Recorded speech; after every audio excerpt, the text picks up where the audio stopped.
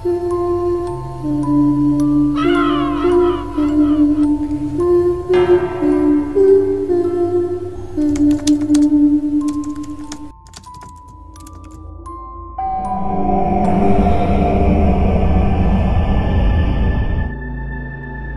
magandang araw po sa inyo, Miss Terry, at sa inyong mga tagapakinig.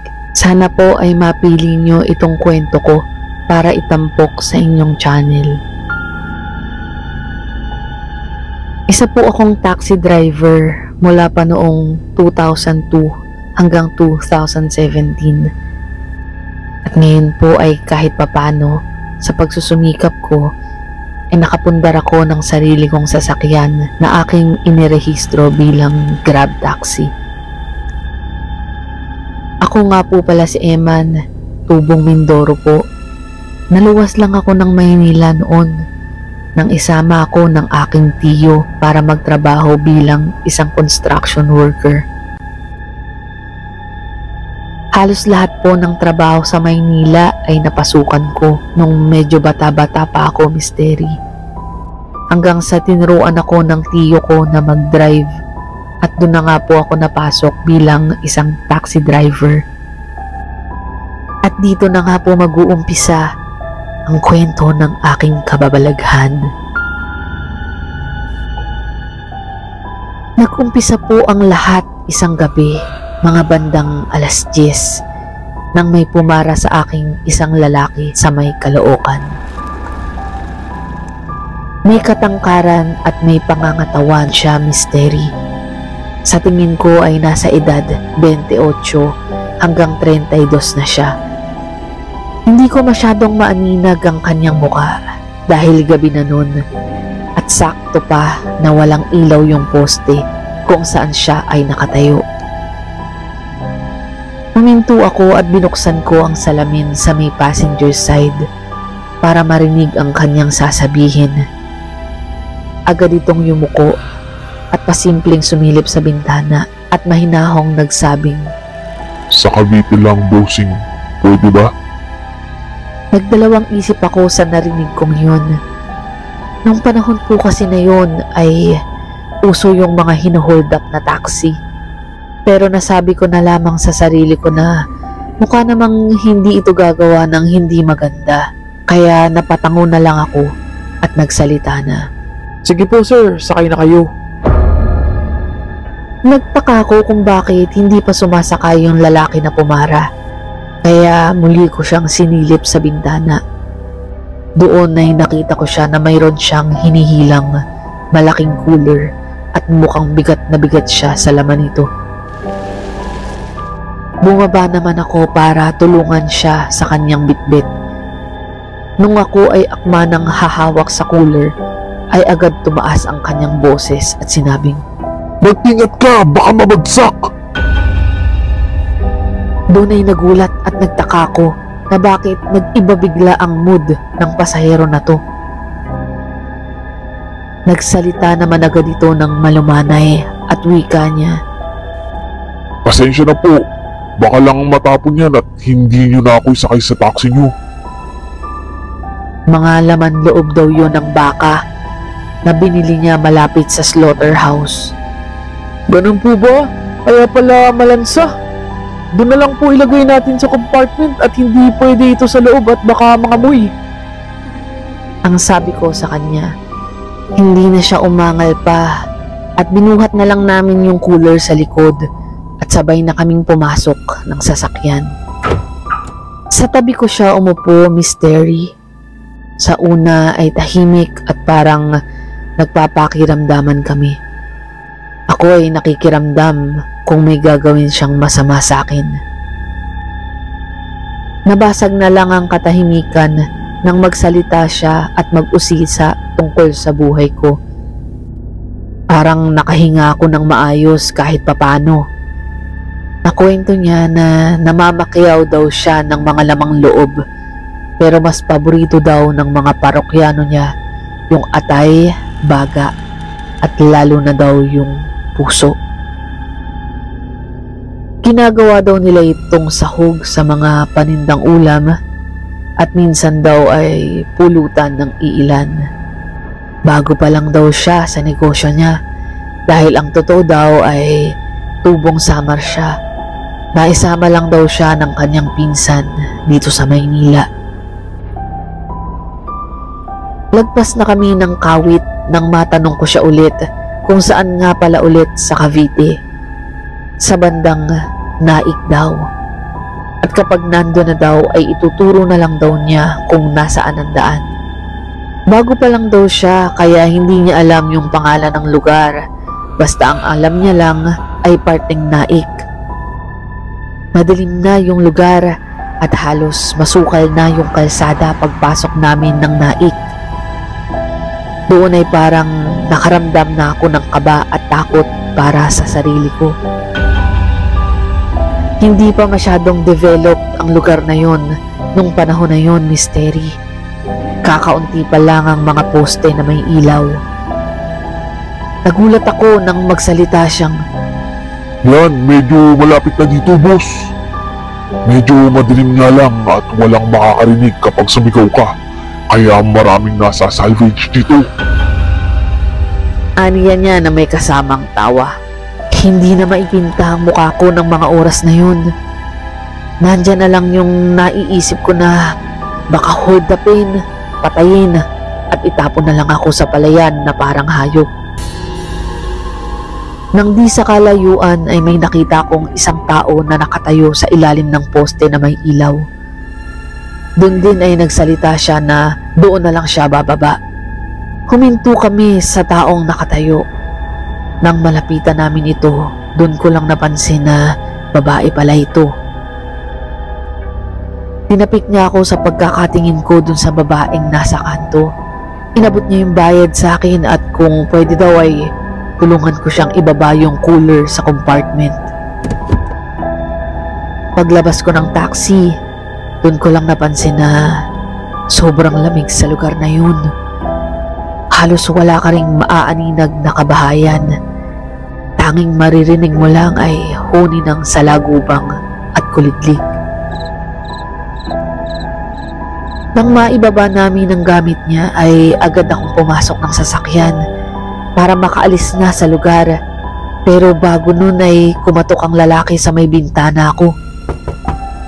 Bahagya ko lamang ibinaba ang salamin para mapakinggan ang kanyang sasabihin.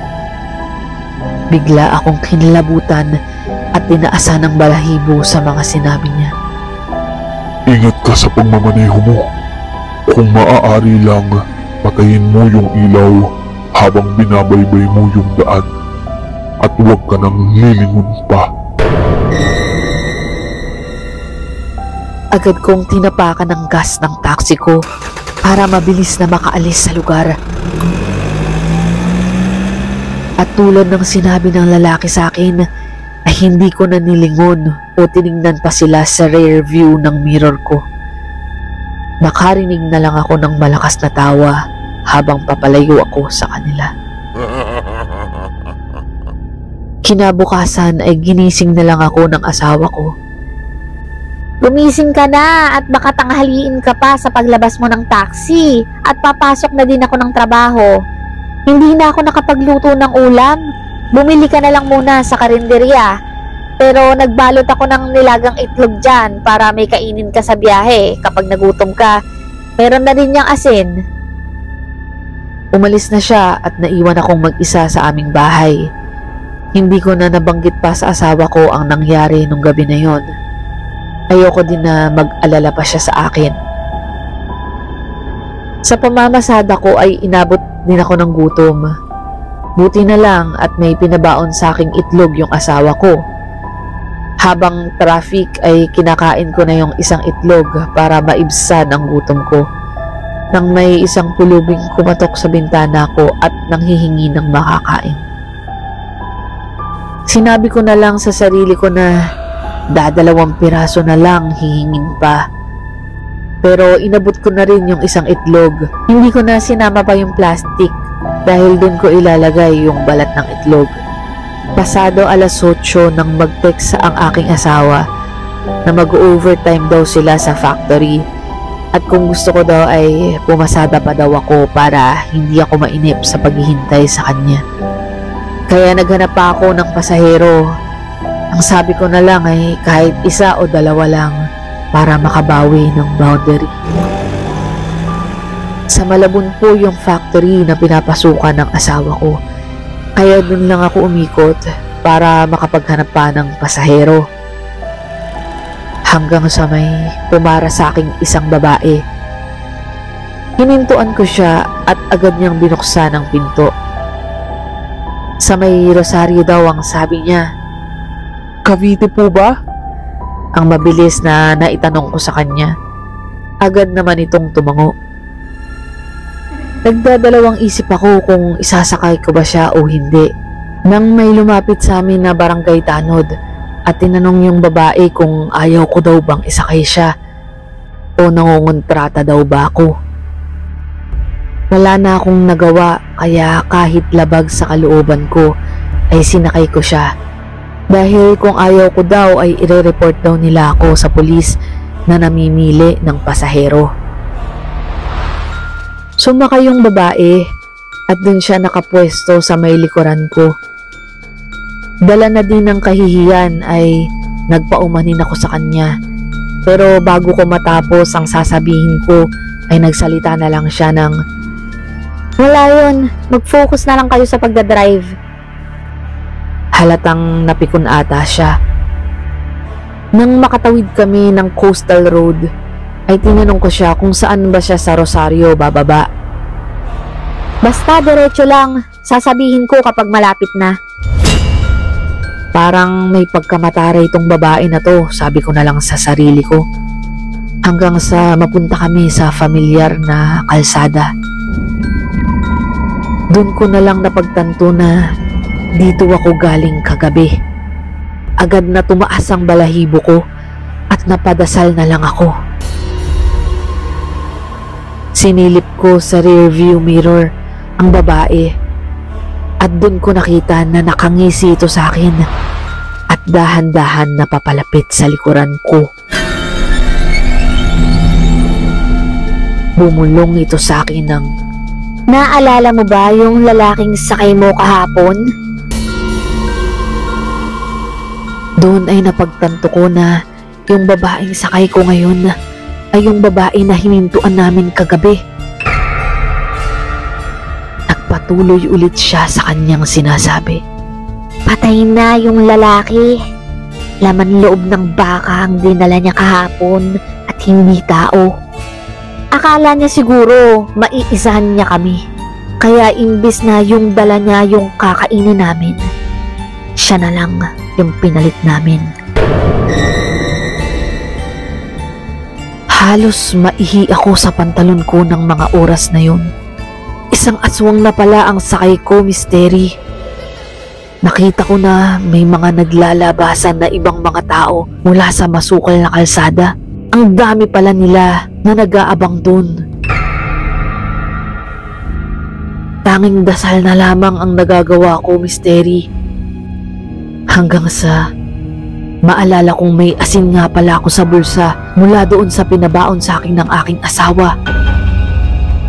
Agad kong kinuha ito at agad na isinaboy sa babae.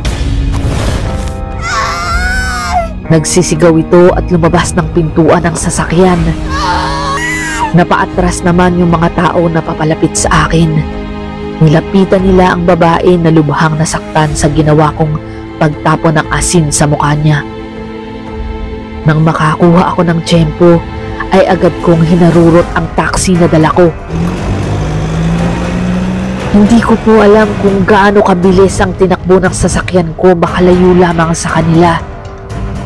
Nang tingnan ko sila mula sa rearview mirror ko ay nakita kong hinahabol pa rin nila ako. Parang aso ang paraan ng kanilang pagtakbo. Isinaboy ko pa sa kanila ang iba pang asin na natira sa akin para tumigil sila sa paghabol. Hanggang sa makakita ako ng isang bayan na mailaw na at may rumoronda na mga tanod. Agad akong humingi ng saklolo sa kanila. Sa barangay hall ay tila hindi makapaniwala ang tanod at ibang tao habang nagkukwento ako ng aking karanasan.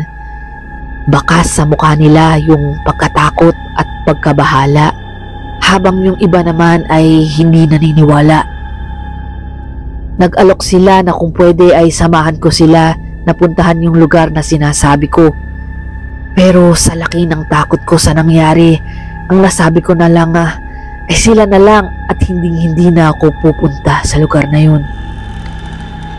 Pinuntahan ng mga tanod at pulis ang lugar, pero wala silang naabutan o nakitang ibang kahina-hinala sa lugar. Pero yung isang pulis ay may dalang isang cooler. Natagpuan daw nila yun at parang itinapon lang sa palayan. Inimbitahan ako ng mga pulis para sa investigasyon. Nagpa-unlock naman ako sa kanila at agad nila akong pinauwi nang matapos ang kanilang mga tanong. Simula noon, Misteri, ay hindi na ako nagawi sa lugar na yon. Pero ang balita mula sa isa kong kasamahan sa taxi ay na-develop na daw yung lugar na yon. Nakapangasawa siya ng taga roon at balita daw talaga sa kanila na pinamumugaran daw yun ng mga aswang.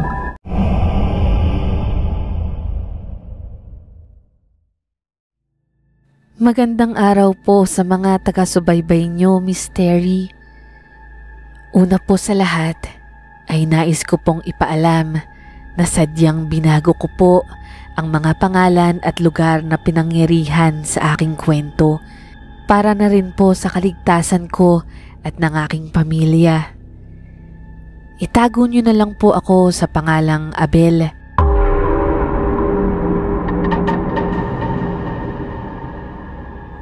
Taong 2017 po nang makakuha kami ni Mrs. ng second-hand na van.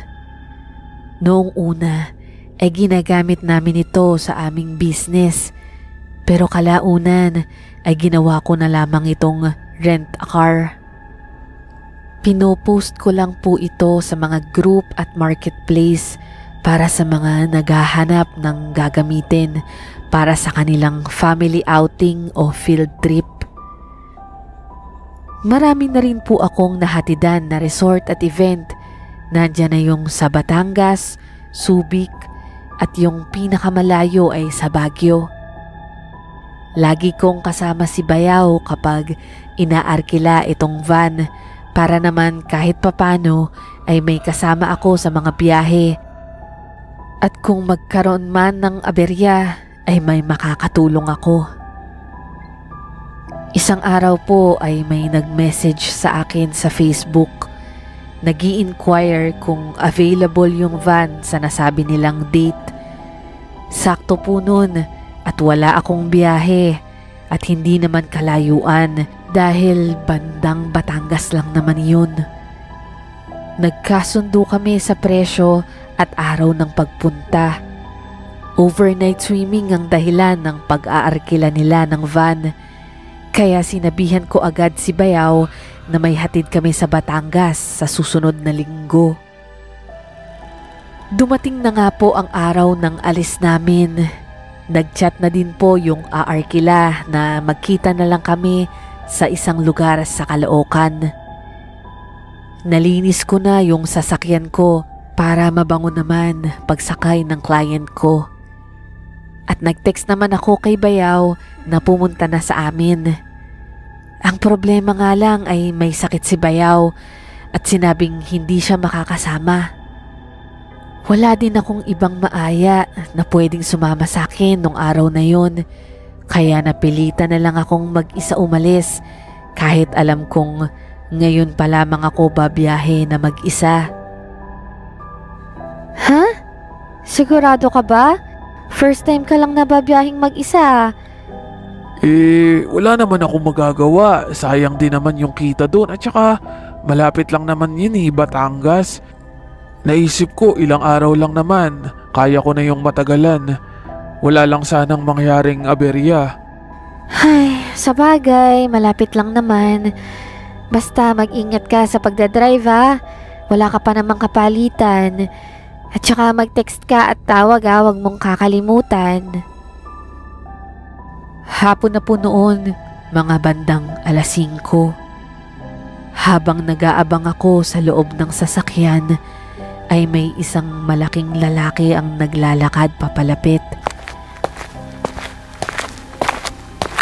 Kumatok ito sa may bintana ng aking sasakyan. Kayo po ba yung for rent? Ako nga. Kayo po ba si Sir Robert? Ako nga. Saglit lang at lalabas na ang mga kasama ko. Sige ho, sige ho. Mga ilang minuto lang ay lumabas na ang mga kasama niya. Agad naman akong lumabas ng sasakyan para buksan ang pinto. Nang makita ko sila, siguro nasa 10 sila, 6 na lalaki at 4 na babae. Kapansin-pansin pa ang isa sa babae ay inaalalayan nila. Sa isip-isip ko na lang, Misteri, na ang aga naman itong uminom, hindi na nakapaghintay sa venue nila. Nakasakay na silang lahat nang magsalita si Sir Robert sa akin. Akala ko may kasama kang mag-drive. Nagkasakit si Bayaw, sir. Kaya ako na lang po. Ganun ba? Sige, dyan na lang ako sa unahan. Pwede ba? Pwede naman po, sir. At lumipat na nga siya ng pwesto sa passenger seat. Kahit alam kong maluwag sa 10 tao ang loob ng van, mabuti na lang din at may makakausap ako habang nasa biyahe. Habang nasa biyahe na kami, napapansin ko na parang tahimik lang silang lahat. Tapos yung babae na inalalayan nila kanina ay tila hindi pa nagigising. Malamang ay napadami ang ininom kanina, kaya nakatulog sa biyahe. Nasa expressway na kami. Nagsabi lang ako na hihinto ako sa isang gasoline station para na din makapag-CR na sila. Mga bandang pasado 7:00 noon nang mag-stop over kami. Nauna na akong lumabas at sobrang naiihi na din kasi ako noon. Habang sumunod na din si Sir Robert at yung iba niyang kasama. Weekday po noon, Misteri, kaya walang gaanong mga bakasyonista na makikita mong nagsa-stop over sa gasoline station. Nang makatapos ako, ay didiretso na sana ako ng sasakyan. Pinigilan lang ako ni Sir Robert. Mayana, sandali lang, boss. Bakit po? May problema ba? Nagising kasi yung girlfriend ng kasama namin. Alam mo na, galing sa inom kaya gumawa ng eksena. Ganun po ba? Sige ho, dito lang ho muna ako. Kita ko po ang pagtatalo nila habang nakabukas ang pintuan ng sasakyan ko, Misteri. Tila pinipigilan nilang umalis yung babae. Parang nag-aaway kasi yung magjowa. Maya-maya ay sumenyas na yung isang kasama nila na okay na daw. Kaya tinapik ako ni Sir Robert para umalis na kami. Habang binabaybay ko yung kahabaan ng expressway, ay napatingin ako sa salamin at kita ko na nakatulog ulit yung babae at akap-akap ng lalaki. Nakapag-exit ako noon sa isang lugar sa Batangas, habang sinabi naman ni Sir Robert na diretsuhin lang yung bypass road na yun. Sinunod ko naman yung tinuro niya sa aking daan. Sa una ay maganda pa yung kalsada. Mga wala pang 1 oras ay naging rough road na yung dinadaanan namin. Lupa na yung binabaybay namin. Parang talahiba na. Sinabi na lang ni Sir Robert na hindi pa kasi nade-develop yung kalsada. Hanggang sa mapunta kami sa dulo ng daanan ay may nakaposte na mga tao at kailangan daw magbayad ng environmental fee. Pagbaba ko ng salamin ng sasakyan para tanungin kung magkano, ay nakilala ng bantay ang katabi ko sa sasakyan. Sir Robert, ikaw po pala yan. Manong, opo, kami po ito. Salamat naman po at bumisita kayo. Sige na Manong, at nagmamadali kami. Pumunta na lang kayo sa resort kapag nagutom kayo. Hehe, salamat po sir. Inabot nito sa akin ang gate pass at resibo ng bayad. Agad ko naman itong binigay kay Sir Robert. Itinaas na nito ang kahoy na naghaharang sa kalsada. Nasabi ko na lang na, Kilala po pala kayo dito sir? sabay tawa ko sa kanya. Hindi ito umimik at parang seryoso yung mukha niya. Kaya hindi na lang ako nagsalita pang muli. Baka kasi natagalan sa biyahe dahil na din sa nangyari sa gasoline station kanina. Walang mga ilaw ang kalsada. Tanging ilaw lang ng sasakyan ko ang nagsisilbing liwanag ng daan. Hanggang sa paglabas namin sa masukal na daanan ay may isang malaking resort. Hindi pa ito tapos.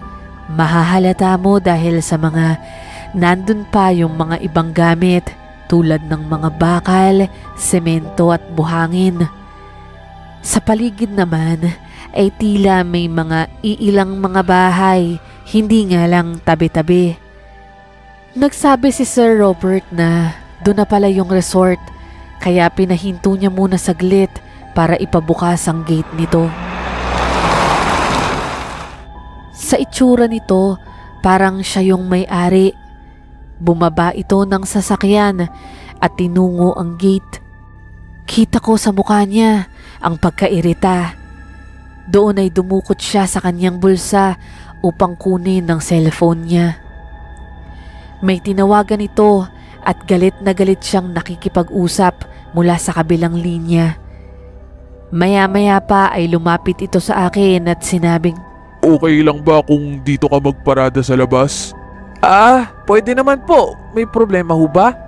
Yung mga gumagawa ay hindi inalis yung nakaharang sa loob ng gate, kaya hindi makakapasok yung sasakyan. Okay lang po sir. Hindi naman daanan yung kalsada kaya hindi naman siguro mababanggato o makakaabala. Hindi na ito nagsalita pa at sinabihan na niya yung mga kasama niya na bumaba na. Nagpatulong na din ito sa akin para ibaba yung mga gamit nila sa likuran. Agad naman akong lumabas para buhatin yung iba nilang mga malalaking gamit. Grabe yung babae na kasama nila. Hanggang sa makababa ay tulog pa din. Kita ko na ginigising ito ng boyfriend niya. Sa sobrang asar ni Sir Robert ay pinabuhat na lamang ito sa ibang kasama niyang lalaki. Habang ako naman ay pinapasok ko na yung iba nilang gamit sa loob ng gate. Nakapasok na silang lahat sa loob pero may nakita pa akong naiwan sa gilid kaya binuhat ko ito para dalhin. May nakasalubong akong dalawang babaeng naglalakad patungo ito sa direksyon ng sasakyan. Nakatingin ito sa akin at matalim ang mga titig. Hindi nila inalis yung pagkakatitig nila sa akin, Mystery, hanggang sa magkasalubong kami. Lilingunin ko sana nang biglang tumawag si Sir Robert mula sa gate. May naiwan pang gamit? Meron po. Nakakalimutan ata ng kasama nyo. Sige. Halika na, pumasok ka na. Hindi na ho. Dito na lang po ako sa sasakyan. Kumain ka na dito at maligo ka. Sayang naman ang punta mo rito. Bukas na lang po ng umaga. Basta mamaya pumasok ka para makakain ka. Huwag mong pansinin yung nakasalubong mo. Bago lang kasi ang mukha mo kaya ganon. Okay lang po. Ilako na lang po itong pinto. Pumasok na ako sa loob ng sasakyan ko at binuksan ko lang ng konti yung bintana para may pumasok na hangin kahit kaunti. Mabuti na lang at meron akong mini fan dito sa van. Nagse-cellphone ako hanggang sa makaidlip na rin. Nagising na lang ako siguro mga Pasado 10:00 na noon, Misteri. Nakalimutan kong kumain. Kapag ganun po kasi ay nagdadala ako ng sarili kong pagkain. Nakakahiya po kasi kung sa mga customer ako makikikain pa. Kaya lagi akong pinapabaunan ni Mrs. ng pagkain. Sa loob na ako kumain noon, sobrang dilim sa labas. Ilaw lang ng gate sa resort ang meron. Hindi pa gaanong malakas, kulay dilaw pa. Pagkatapos kong kumain sa loob ng sasakyan ko, ay lumabas ako para manigarilyo. Medyo malamig kasi malapit sa dagat. Babalik na ako sa loob nang makita kong wala nang laman ang tubigan ko. Kaya naisipan kong manghingi sa loob ng tubig. Bukas yung pintuan na maliit sa gate. Kaya pumasok ako. Hinanap ko kung saan yung pasukan. Pero parang may naririnig akong kung ano. Dahan-dahan lang akong naglalakad dahil ayokong makaabala sa kanila. Nang marating ko ang isang maliit na hallway, nakita kong may malaking lamesa sa dulo. Ang daming kandila kahit may kuryente naman. Nadaan ako sa isang kwarto na nakabukas ng bahagya yung pintuan. Nung masilip ko, ay ito pala yung babae kanina na tulog sa kotse. Pero ngayon ay gising na ito na parang naalimpungatan. Nakaupo ito sa kama at hinahawakan ito yung ulo niya. Nagulat ako nang bigla itong napatingin sa akin. Kita ko yung pagkabigla nito at titig na titig sa akin. Kaya hindi na ako nagsalita pa at umalis na ako agad. Habang naglalakad ako sa hallway palabas ng gate, ay may mga naririnig akong mga ungol mula sa loob. Parang mga alulong ng aso.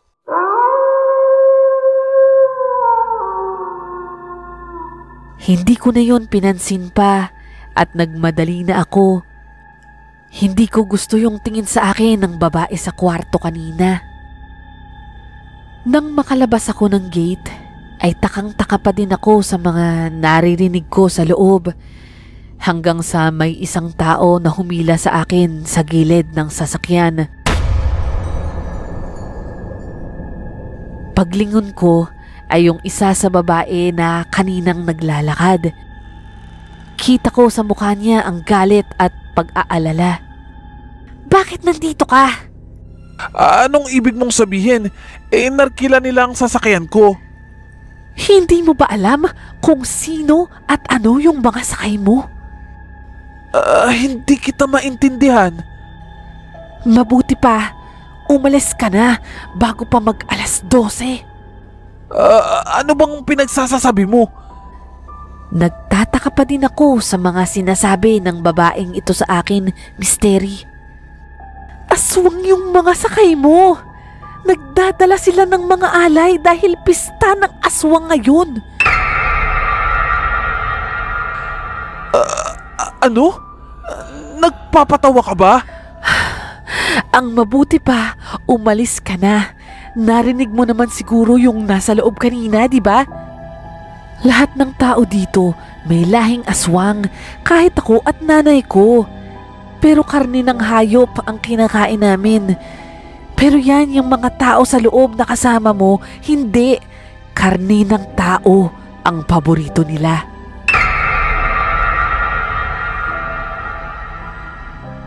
Sigurado ka ba dyan? Umalis ka na. Huwag kang hihinto o hihingi ng tulong kung kanino pa. Marami sila. Sige na, hanggat may oras ka pa. Biglang tumakbo na palayo ang babae at naiwan akong nag-iisa. Kulang na lang ay maihe ako sa short ko sa mga narinig ko ngayon. Pero aaminin ko, Misteri, isang banda ay nagdadalawang isip ako kung totoo ba yung sinabi niya sa akin. Dali-dali na akong pumasok ng sasakyan ko. Sinarado ko lahat ng pinto at nung akmang magsastart na ako ng sasakyan ay narinig kong bumukas yung pintong maliit sa gate na nasa harapan ko. Binuksan ko yung headlight ko at nagsuswing yung pintuan, halatang may lumabas mula rito. Hindi na ako nagdalawang isip. In-start ko na agad yung sasakyan. Halos malaglag ang puso ko nung biglang may kumatok sa aking bintana. Hindi ko na pinansin pa, pero palakas ng palakas yung paghampas niya sa salamin ko. Buti na lang at nakabukas ng konti yung salamin ko doon at narinig kong nagmamakaawa yung babae na papasukin ko siya. Pagbaba ko sa salamin ay nakita ko yung babaeng bagong gising kanina sa kwarto. Siya din yung tulog na tulog sa biyahe. Parang awa mo na, kuya. Isakay mo ko. Kasama ka nila, di ba?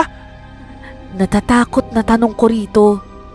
Hindi ko kilalang mga yun. Nilagyan nila ng pampatulog yung iniinom ko. Bilisan mo. Sumakay ka na sa loob. Pagmamadali ko rito. Mabilis naman siyang nakapasok sa loob at agad ko namang pinatakbo yung sasakyan. Naaninag ko pa sa loob ng gate na nagkakagulo sila at nakita nilang umalis ako. Tinatawag nila ako pero hindi na ako huminto pa. Kahit rough road yung kalsada, Misteri, ay hindi ako nagbagal. Kahit na masira pa yung sasakyan ko, mas mabuti na yon kesa pagpiestahan ako ng aswang. Habang binabaybay ko yung daan, ay may naglalakad na mga nilalang sa talahiban. Lahat sila ay patungo sa aking direksyon. Doon ay napatingin ako sa oras at ilang minuto na lang ay mag-aalas 12 na. Kaya pala naglalabasan na sila. Nakita ko pa sa side mirror ko na may humahabol sa akin sa likuran. Sa isip-isip ko, kung hindi ako agad naniwala sa babae, ay baka nadumog na ako. Hanggang sa may kumakalabog sa bubong ko, parang isang malaking bato ang bumagsak. Nangilo yung ngipin ko dahil sa tila ba may kumikiskis na bagay sa bakal. Ikinabig ko pa kanan yung manibela, dahilan para mahulog yung nilalang na nasa bubong. Kitang-kita ko, Misteri, na naglalangis na nilalang ang nandoon at tila marumi. Mahaba yung kuko at matalim ang ngipin. Panay ang iyak nung babaeng nasa likod ko. Halatang takot na takot siya, pero hindi lang naman siya eh. Kahit ako, Misteri, ay takot na rin ng mga oras na yon. Nang mapansin kong wala nang humahabol sa amin, ay nakahinga na ako ng maluwag. Natanaw ko na din yung mga taong nakaposte at naningil ng environmental fee. Saglit akong nakaramdam ng ginhawa. Pinahinto nila ako dahil kailangan ng gate pass at resibo. Pero naalala ko na naibigay ko yon kanina kay Sir Robert, kaya nagdahilan na lamang ako. Pero bago ko buksan yung bintana, ay pinatahimik ko muna yung babae sa likuran. Magandang gabi ho, sir. Gate pass niyo po, sir, bago kayo makalabas. Naiwan ko ho kay Sir Robert eh. Kayo po ba yung kasama niya kanina? Ako nga ho. Sige po, saglit lang. Saglit itong lumapit sa guard desk at may kinuhang ballpen at logbook.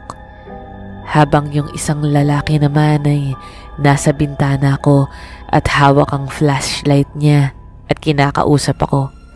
Saan ba kayo papunta, sir?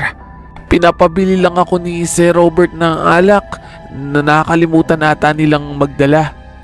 Hindi naman umiinom ng alak si Sir Robert. Ang nagtatakang tanong nito. Nauutal naman akong sumagot. Baka para dun sa kasama niya. Dito ay naramdaman kong merong pag-aalinlangan sa akin ng mga guard. Alam ko sa sarili ko na hindi sila naniniwala sa mga sinasabi ko, kaya pinapatagal lang nila ako. Biglang nagtanong yung isa na kung pwede daw ba ay bumaba ako ng sasakyan para pirmahan ang logbook nila. Nakatali daw kasi yung ballpen kaya hindi pwedeng dalhin sa sasakyan. Nagdadalawang isip ako kung bababa ba ako. Saglit akong tumingin sa babae at nakatingin lang ito sa akin. Nilaksan ko na yung loob ko, Misteri. Bumaba ako at nagtungo ako sa guardhouse nila para makapirma. Habang pumipirma ako sa logbook ay nakita ko ang isang guard na umiikot sa sasakyan habang yung isa naman ay iniilawan ang loob ng kotse. Narinig ko sa gilid na mayroong sumisit-sit sa akin. Doon ay parang namukaan ko ito. Ano pa bang ginagawa mo dito? Bakit hindi ka pa umaalis? Ang pabulong na tanong nito sa akin habang nagtatago siya. Ito rin yung babaeng nagbigay ng babala sa akin kanina. Pinapapirma ako sa logbook eh. Kailangan daw, sabi nung dalawang guard. Ayaw itaas yung harang para makadaan yung sasakyan. Ano ka ba? Aswang din yung dalawang yan at kasabwat nila yan. Doon ay parang nanlamig ang buong katawan ko sa narinig ko sa kanya. Ibig sabihin, sinasadya lang talaga nila akong paghintayin dito sa labas. Agad akong hinila ng babae sa damuhan upang magtago. Nakapansin siguro yung mga guard na ang tagal ko, kaya pinuntahan nila ako sa guard desk at doon nga ay nagtaka sila na wala ako doon. Kaya naalarma sila at sinabihan ng isa niya pang kasama na nakatakas daw ako. Doon ay lumabas na yung babae na kasama ko sa loob ng van. Laking pagtataka ko, bakit parang magkakilala sila?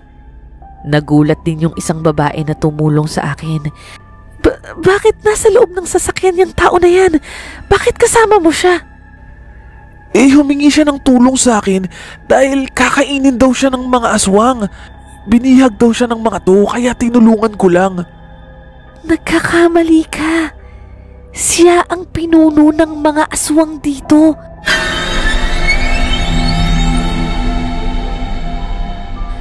Kaninang magkausap tayo, nakita ko siyang nakasilip sa gate, kaya tumakbo ako agad palayo sa'yo. Ano? Ibig sabihin, kasama ko sa loob yung aswang? Kita ko habang galit na galit ang babae at inuutusan nito na hanapin ako. Pinatawag na din niya ang iba pa nilang mga kasamahan. Sinabihan ako ng babaeng tumulong sa akin na bilisan kong pumasok sa aking sasakyan at siya na lang ang magbubukas ng harang sa daanan. Kumuha ako ng tiyempo nang makaalis ang dalawang guard at siya namang takbo ko patungo sa pintuan ng sasakyan ko. Buong lakas kong binunggo yung pinunong aswang misteri na dahilan ng kanyang pagkakatumba. Pagkatapos nun ay pumasok agad ako ng sasakyan at in-start ko agad ito. Agad namang umangat yung harang sa daan at nakita kong sumisenyas yung babae sa akin para magmadali ako sa paglabas. Hinarurot ko na yung van, bahagya pa ngang sumabit ang bandang itaas nito kahit hindi pa masyadong nakaangat ay dumiretso na rin ako. Laking pasasalamat ko sa babae at nakalayo agad ako. Ngunit nang nilingon ko siya sa side mirror ko ay nahuli na siya ng pinuno ng aswang. Pagkatapos noon ay hindi na ako huminto pa. Binaybay ko ang daan hanggang sa makarating ako sa mataong lugar at doon lang ako nakahinga ng maluwag. Agad akong tumawag sa aking asawa at ibinahagi ko ang nangyari sa akin. Wala na po yung van na yun, Miss Terry. Ibinenta ko na po matapos kong maipagawa. Malaki ang naging trauma sa akin ng pangyayaring yun, kaya ang asawa ko na ang nagsabi mismo na itigil ko na ang pagpaparenta ng sasakyan. Hanggang dito na lamang po ang aking istorya. Maraming salamat po sa inyong oras.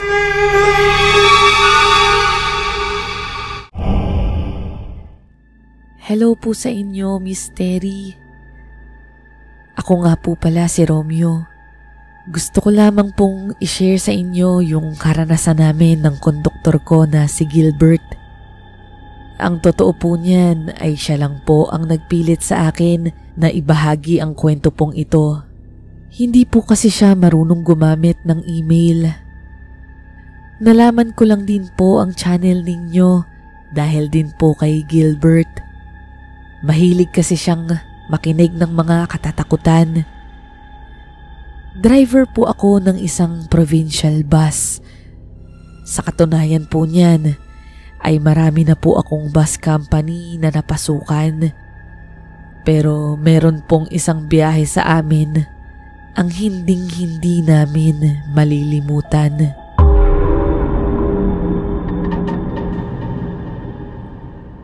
Manila to Bicol ang biyahe namin sa bus, Miss Terry. Mag-uundas po noon, kaya October 29 pa lang po ay sobrang dagsana yung mga pasahero sa terminal. Mga pasado 8:00 na ng gabi kami umalis sa terminal dahil saglit lang ay puno agad kami. Yung iba nga po ay sumasakay na kahit tayuan na. Sa bus po, lalo na pa Bicol, ay dapat po 2 ang driver para maiwasan ang pagkaantok. Ako po yung nakatoka na susunod na mag-drive, kaya umidli po muna ako. Mga bandang 2:00 na nung gisingin ako ni Gilbert para sa susunod na stopover daw ay magpapalit na kami ng karelyebo ko sa manibela. Habang kumakain kaming 3, ako, si Gilbert at yung kapalitan ko na si Arman, ay nagsalita si Gilbert. May sasabihin ata sa'yo si Kuya Arman, Kuya Romeo. Ano naman yun? Kung pwede lang sana, magpaiwan na ako dito. Total, magpapalit na din naman tayo ng pwesto, di ba? Kung pwede lang sana. Bakit ka naman magpapaiwan dito?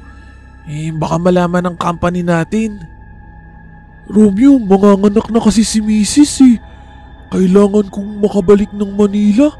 Naisip ko, sumakay na lang ako ng bus na dadaan dito, papuntang Cubao. Kung okay lang, wag mo na sanang ipaalam dun sa boss natin, oh. Ganun ba? Basta sa ating 3 lang yan, ha? Okay lang naman talaga sa akin. Nakatulog naman ako ng maayos kanina. Wag lang sanang may makaalam dahil alam mo na, lago tayong 3 dyan. Sabi ko na sa'yo, Kuya Arman mabait tong si Kuya Romeo. Salamat naintindihan niyo ako. Oo naman. O sige, balitaan mo na lang kami. Congrats nga pala ha. Nagpaiwan na nga si Arman doon at nag-antay na siya ng bus pabalik sa Maynila. Habang kami ay inabisuhan na namin yung pasahero na sumakay na at malapit na kaming umalis.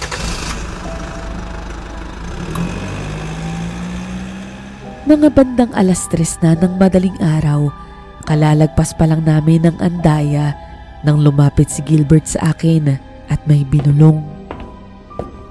Kuya, may bago pala tayong pasahero? Oh, ayaw mo ba nun? Saan sila sumakay? Sa stopover ba natin? Malamang kuya. 3 sila Bakit pabulong ka yata kung magsalita? Nanghihinala ka ba na hold-upper sila? Hindi kuya. Mas malala pa dun. Doon ay nagtaka na ako sa kinikilos ni Gilbert. Sa totoo lang po ay hindi ko maintindihan ang ibig niyang sabihin sa akin. Dagdag pa nun na hindi kami magkaintindihan dahil sa dami na rin ng potholes o yung mga butas sa kalsada, kaya panay alog ng bus. Sinilip ko yung loob ng bus mula sa rear view mirror ko. Kita ko naman na tulog na halos ang lahat. Gilbert, nasaan na dyan yung 3 sinasabi mo? Huwag kang titingin kuya ha. Isa sa may likod natin, mga pangatlong upuan. Tapos yung 2 nasa likod. Oh, ano namang problema sa kanila? Tsaka bakit parang pawis na pawis ka dyan? Kuya Romeo, ang 3 yan, aswang. Saglit akong natahimik sa sinabi niya sa akin, Mystery. Ha? Paano mo naman nalaman yun? Dahil dito kuya. May inilabas siyang kwintas na may maliit na boteng nakasabit dito at may laman itong kung anong tubig o likido. Oh, ano naman yan? Anong mayroon dyan at para masabi mo na aswang yung mga yan? Bigay ito sa akin ng tiyuhin kong albularyo. Langis ito at kumukulo ito kapag may malapit na aswang sa tabi ko. Kanina, naramdaman kong kumulo ito nung sinisingil ko silang 3. Seryoso ka ba dyan sa binibintang mo? Oo kuya. At napansin kong alam na nila na alam ko yung pagkatao nila. Naramdaman ko yun nung ngumiti sa akin yung isa habang nagbabayad ito. Nagsalita siya na maganda daw itong nakasabit sa leeg ko. Kita ko ang takot sa mukha ni Gilbert, Mystery. Ako naman ay kinabahan na din. Pero ayokong mawala ang focus ko sa kalsada. Naisip ko pa naman na ilang araw na lang ay undas na. Hanggang sa biglang may sumabog sa gilid ng bus. Kaya nagulat at nagsigawan ang lahat ng pasahero. Tumingin ako sa salamin para tingnan ng mga pasahero kung nasa maayos lang ba sila. Pero tumindig ang balahibo ko nung makita kong nakangiti sa akin yung isang lalaki na itinuro ni Gilbert sa akin. Parang alam na niya yung mangyayari. Nagsitayuan yung ibang pasaherong lalaki at nagtanong kung ano ba ang nangyari. Sinabihan na lang namin silang umupo muna at bababa na lang kami ng konduktor ko. Binuksan namin yung pinto at tinignan namin kung ano yung naging problema. Wasak ang gulong namin sa likod, Mystery. Siguro ay sa tindi ng pagkakalubak namin dahil sa mga potholes.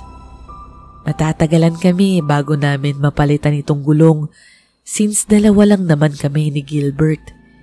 Kaya bumalik kami sa loob ng bus at sinabi namin sa mga pasahero na ililipat na lang namin sila sa susunod na bus na dadaan. Total, hindi na naman ganoon kadami ang mga sakay namin. Habang nag-aantay kami ng dadaan na bus, ay hindi namin pinapatay yung makina at aircon para hindi na din sila magsilabasan. Nasa unahan kami ni Gilbert at nag-uusap. Nang yung isang lalaki ay pumunta sa may pinto ng bus at nagmamasid sa paligid. Narinig namin itong nagsalita. Sobrang dilim na pala dito. Nakakatakot. Mag-uundas pa naman ngayon, di ba?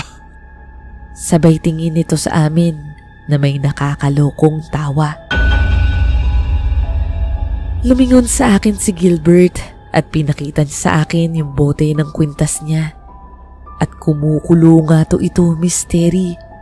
Hudyat na may aswang sa tabi niya. Hindi namin alam kung sasabihin ba namin sa ibang pasahero o hindi. Baka kasi magpanik ang iba at mahirap na din. Hindi din naman namin pwedeng sabihin na ebidensya yung langis sa bote.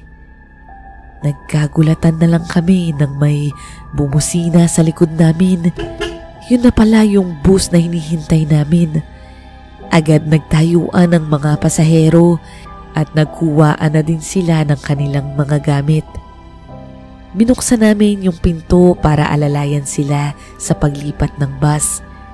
Tinitingnan naming dalawa ni Gilbert yung tatlo at parang wala silang interes na tumayo sa kanilang upuan. Nang makalabas na yung lahat ng pasahero maliban sa tatlo, ay lumipat ang mga ito ng upuan sa likod ng driver's seat habang yung dalawa umupo sa may pinto. Nilakasan ko na ang loob ko at nagsalita ako. Mga boss, lipat na kayo ng bus at gagawin pa po namin ito. Flat na yung gulong oh. Nagkatinginan na lang kami ni Gilbert nang sumagot yung isang lalaki. Hihintayin na lang naming maayos nyo yung gulong. Hindi naman kami nagmamadali eh. Ay nako, wag na sir. Saka dapat ho lahat ng pasahero talagang makalipat sa kabila.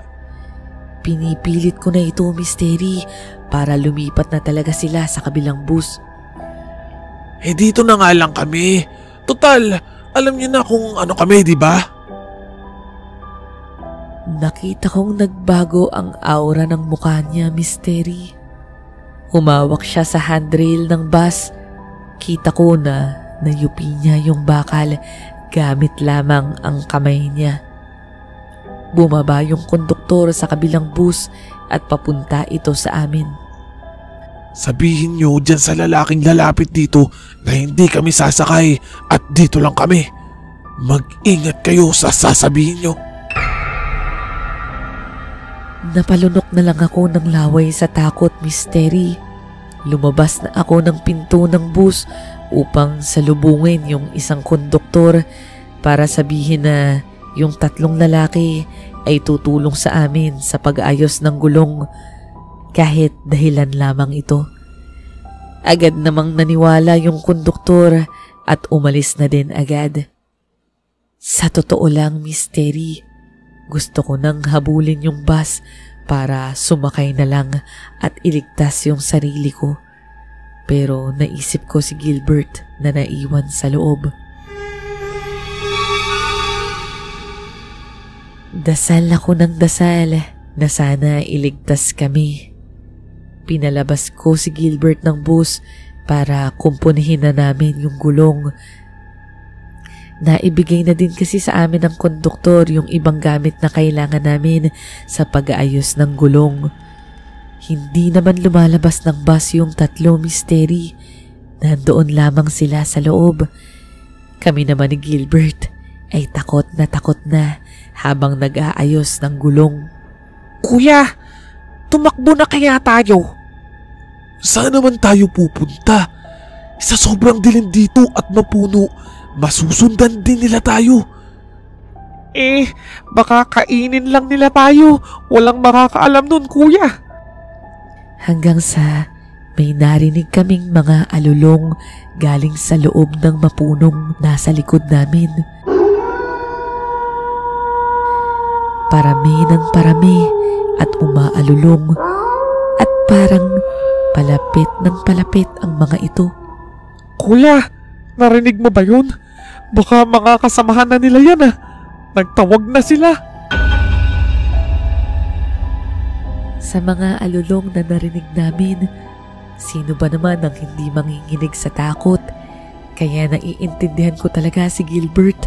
Kahit ako, hindi ko na maayos yung trabaho na ginagawa ko.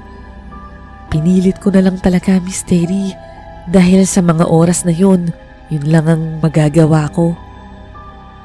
Nang matapos na kami sa pagkukumpuni ng gulong, ay binigay ko na yung malaking katala na ginagamit namin sa pagtanggal ng gulong upang may maipamalo siya. Ako naman ay humawak ng mahabang tubo. Naririnig namin na may mga naglalakad sa damuhan. Marami ito, Mystery. Kaya sinabihan ko si Gilbert na pumasok na sa loob ng bus. Pagdating namin sa pinto ay bumungad sa amin yung lalaki at nagtatanong kung naayos na daw ba namin ito. Napatango na lang kami, dala ng takot at kaba naming dalawa. Kinalabit ako ni Gilbert upang ituro na wala na yung dalawang lalaki sa loob. Sa isip-isip namin ay nag-ibang anyo na yung dalawa at baka sila yung umaalulong na papalapit sa amin. Pinapasok kami ng lalaki at sinabing hahanapin na lang niya yung dalawa niyang kasama. Sinarado agad namin yung pinto at agad kong in-start yung bus. Pagbukas ko ng ilaw ay may isang tao ang naglalakad sa gitna ng kalsada.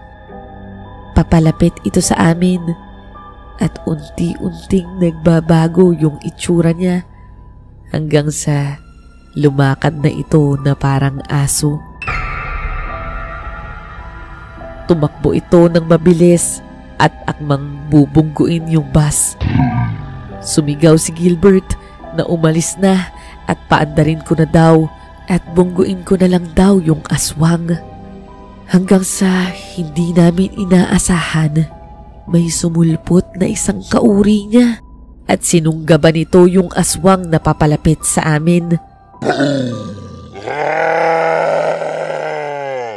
Nawala ito at napunta sa mapunong lugar.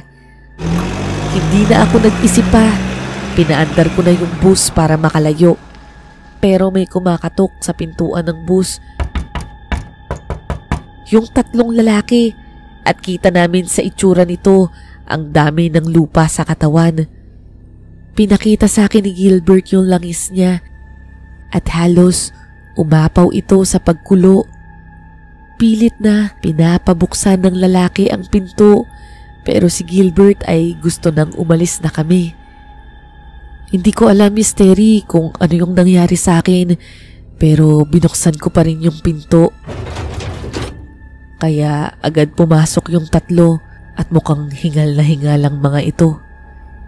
Saka ko na pinaandar ang bus at hinarurot ko na.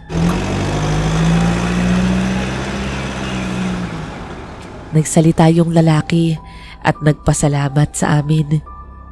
Dito ay nagpaliwanag siya na totoong aswang sila. Pero may dalawang pamilya daw sila. Yung kanina daw na nakita namin at yung mga umaalulong ay mga pinsan nila. Mula daw yon sa lahi ng tiyo nila na hanggang ngayon ay tao pa din ang kinakain. Tuwing undas daw ay sinusubukan daw ng mga itong mangbiktima ng mga pasahero sa bus.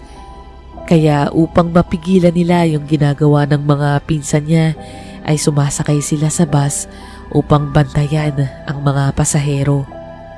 Kanina, yung isang bus daw ay nandun na yung mga kasama nila. Kaya hindi na sila lumipat pa. Inisip daw nila na kaming dalawa na lang ang maiiwan kaya baka pagfiestahan kami. Hindi kami makapaniwala sa narinig namin ni Gilbert. Ang buong akala namin ay mabibiktima kami ng aswang. Yun pala ay sila pa mismo yung nagligtas sa amin. Buti na lang hindi nila kami iniwan. Bumaba na din sila agad ng mag-uumaga na, Mystery. Laking pasasalamat talaga namin sa tatlong lalaki na hindi na nagpakilala pa sa amin. Kaya mula noon ay nagdadala na kami ng asin at buntot pagi. Hindi na namin nakitang muli yung tatlo pagkatapos ng pangyayaring yun, Mystery. Nabasag naman ni Gilbert yung langis na binigay sa kanya ng tiyo niyang albularyo nang maaksidente siya sa motor. Hindi na siya ulit nakakuha pa nito dahil namatay na yung tiyo niya. Kaya ngayon Hindi na namin malalaman kung may aswang ba kaming sakay o wala. Hanggang dito na lamang po, Mystery. At sana po, mag-ingat din kayong lahat.